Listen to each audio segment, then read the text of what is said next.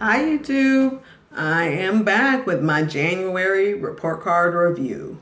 I had to wait a couple of days into February so that I can really do my final calculations, just sit down and crunch as much as I could, and we did all right.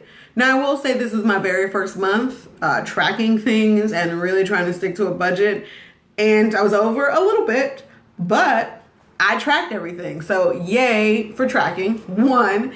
And two, all in all, I was only $19.95 over. See, just $19.95. So there are a few areas where I noticed I definitely undershot the budget, and a few that were just a little tweaks will be better. So what I noticed, and I said in my last video, I knew my gas was going to be high because I took the road trip to pick up the car. So I'm not shocked, but that was about $50 over what was budgeted for my regular commute.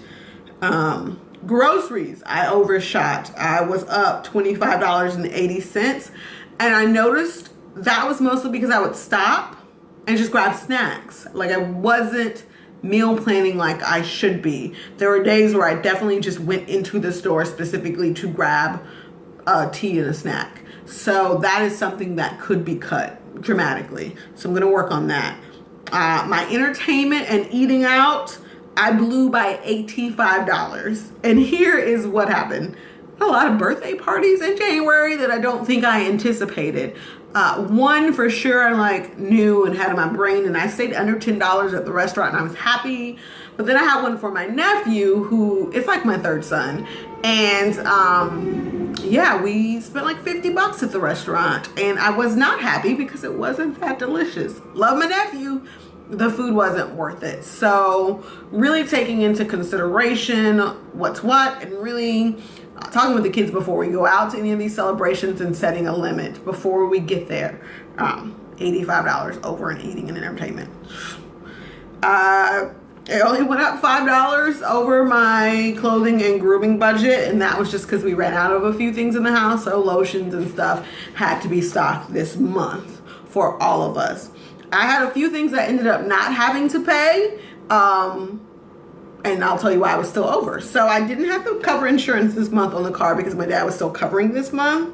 And I had set aside $105 for extra car fees, but there's some hiccups with the registration, so I didn't spend that.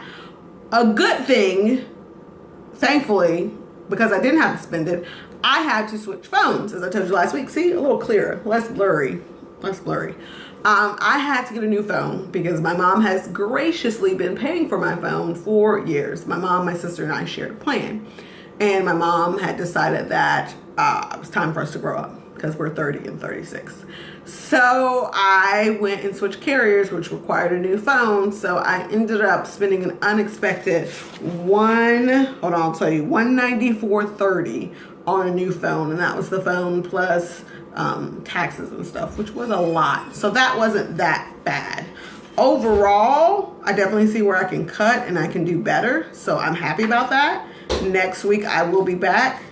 Babe, you're on camera. Next week I will be back with my February budget and where I tweak things a little bit. So I will do better with groceries, promise.